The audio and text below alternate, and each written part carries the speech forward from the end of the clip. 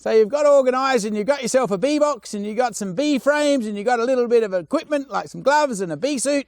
And now, where do the bees come from, you may well ask? And of course, if you're actually going to get some bees, there's some legal stuff you've got to attend to as well.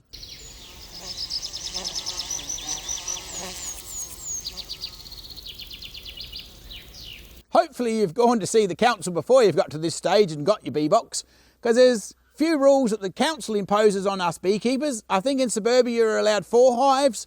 In most council areas, this is in Australia. Some are different, so it may be a good idea to give them a phone call.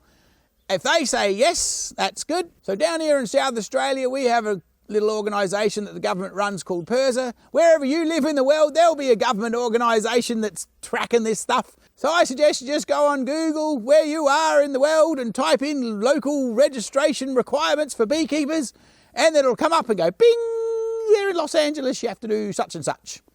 So it's pretty straightforward. Here in Oz, we've just got to register and we've just got to put our thing in, so we get a 3-letter code.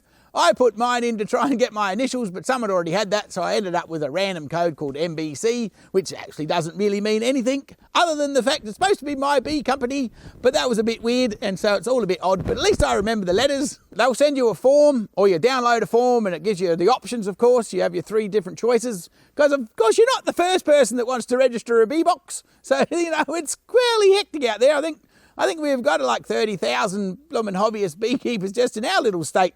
So it's, you know, you're in good company, but just do the right thing, get yourself registered, make sure the council and the government and everybody can help out, because the cool thing about if you're in a major city, you're going to be the first line of defence for the farmers that have got a commercial bee industry out a bit further, so you have a role to play. You'd be an important and integral part in saving the bees from their own demise. I guess you might be wondering why that would be the case, but of course, if you had a look down at the harbour where you can see their massive great ships turn up, well, where do you think they came from? They came from some other part in the world, and who knows what's on them containers. So you're doing the thing. There's actually, I'm pretty sure there's some biosecurity hives that live at the ports. But you know what? What a cool thing to do. I think it's called responsible beekeeping. I reckon that's what they would go on about, which is completely on the money. So because you actually are part of a bigger family. So just remember, we're all responsible to keep the bees safe, and we don't want any bad diseases turning up. I mean, obviously, it would have been good if someone had spotted the Varroa Mites before they spread across the entire United States. It would have been great if someone had figured out foul brood before it ended up across the entire world. Hell, any of those would have been a possibility. I'm not saying you're going to get it all right. It doesn't matter. Just try to do the right thing and be involved. Of course, the thing to keep in mind when you're trying to work out getting bees is when you should get your bees. Ultimately, bees are a living organism and they basically love to breed up in the spring and the summer. And so generally speaking, nukes and packages and all of that sort of stuff is available kind of from late spring to early summer. And that's your ideal time to get them as well, because there's plenty of flowers, plenty of feed. You probably don't have to substitute feed. But a really good idea is to figure out ordering your bees long before you actually want them, because there's a bit of a scurry on when things are happening and people are looking for their blooming nucleus hives. And hell, we got people ringing up for... And then you just run out. As a beekeeper, you just run out of them. I don't know, we usually sell about 100 a year, but it's just crazy. You kind of go, wow, I don't know. We could sell more, but there's no more to sell. So like everything else with beekeeping, it's all about planning. Everything's about 3 months out, whatever you're planning to do. So you might as well get used to it. Even before you get your bees, get planning and order the jolly thing so you're going to be sure to get them. And of course, you'll find out as soon as you start looking online, the options of how to get bees and buy some bees. You're going to get everybody from the little blued in the backyard all the way up to the massive commercial people. I suggest you go somewhere in the middle of all of that and you pick a reputable beekeeper that has a nice strain of bees, and they're going to turn up. And when you buy that nucleus colony, she's going to have a nice queen in there that the beekeeper's happy to work with. You'll be happy to work with it. And because the last thing you want to do is have an angry bunch of bees in your backyard and your neighbours get the shits up, and then all of a sudden your whole project's out the window, because I'm pretty sure in most council districts, if 1 or 2 of your neighbours decide they don't like your bees, poof, your whole blooming hobby's out the door, quick smart. There's a few ways, of course, that you can go about getting these ladies in your box or your hive that you want to get them sorted out. Obviously, bees just swarm in spring, so you know what, if you're really lucky, You can put out a bait box and catch a swarm, or someone will ring you up and say, I've got a swarm hanging in my tree, and you can go and knock it in your box and take it home. Maybe not ideal for your first time, but hell, it's good fun anyway. But the only problem with that is you're not 100% sure what genetics are in that bee swarm that's just turned up from anywhere. You can manipulate that with a queen going forward, but personally, if you're just going to get 1 or 2 hives in your backyard, I would suggest you go and get a nucleus colony, which is basically 5 frames of bees already getting organised. They've got a nice laying queen. The colony's reasonably established, and you just take it out of the little transport box it'll come in, and you pop it in your hive, and then hey presto, you've got a beehive. The third option you have is something that's called a package bees, which is basically just a certain weight of bees and a new queen in there with them. The downside to that is that if you catch a swarm has got some honey in their tummies and they're all organised, whereas a package of bees is pretty much just a shake from an established beehive. They shake some bees off of the frames into a package, they give them a queen, and those bees haven't actually got a tummy full of honey, so you've got to feed them when you get them. You've got to give them some sugar syrup, which you need to keep feeding them for close to a month, but it depends on where you live and what's going on, but at least the first couple of weeks. And then they'll establish themselves and build some frames. And the other thing that happens though, sometimes they haven't got connected to the queen and they get the shits up and they all fly away and you get nothing. So that's a bit of a pain.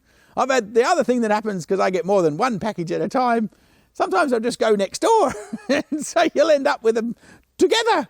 And I don't know how that works out, but sometimes that seems to work. But personally, if you're starting out, get a nucleus colony, and away you go, and hopefully you'll buy one from a sensible, responsible beekeeper who isn't going to give you any disease and is going to give you a nice quiet queen. And next thing you know, you yourself will be a beekeeper. And of course, as soon as your neighbours find out you're a beekeeper, you're guaranteed to get a phone call that says, I've got some bees in my back shed, would you like to come and get them? Just bring them around, but it's not that simple. You can't just pop around there and put them in your box, because we call that a cutout. And it's not something you want to do if you're just starting out. It's a bit of a challenge. You want to have a bit of an idea of how the bees establish themselves. And also, unless you know about carpentry, sometimes putting the jolly house back together after you cut the bees out is another whole problem. You can do it if you really want to, but I would suggest you just bite the bullet. You've already spent some money on some boxes and a suit and a hive tool and whatever else. It's not the end of the world to find another couple $100 for the bloomin' nucleus colony of bees. I was just thinking about package bees and the interesting stories. I got all excited and I ordered these blooming package bees from a guy in Victoria, and we had to wait because the season was so ordinary, it was so horrid, and we ended up, it was late summer middle of summer, just before Christmas, and it was screaming hot. And I thought, wow, you've got to keep your bees reasonably cool. And I thought, well, I'm not going to actually put them in the back of the ute under the tarp and then they'll get hot. And so I come up with this idea, well, stuff it, we'll just go in the wife's car.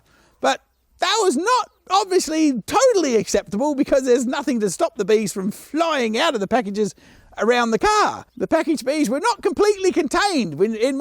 Somehow in my imagination, I didn't think there'd be any flying around, but they do manage to keep themselves a bit amused, and they were in. So here we are, you can imagine, we've got this little blooming Ford Escape thing that's got just like a little station wagon pretty much.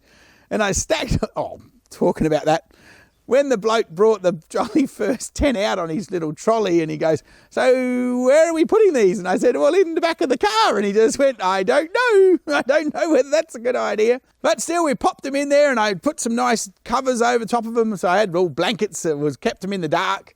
And then when we were driving back for the 8-hour trip home with the air conditioner on, every now and then a bee would come running into the front of the car and climb up the windows.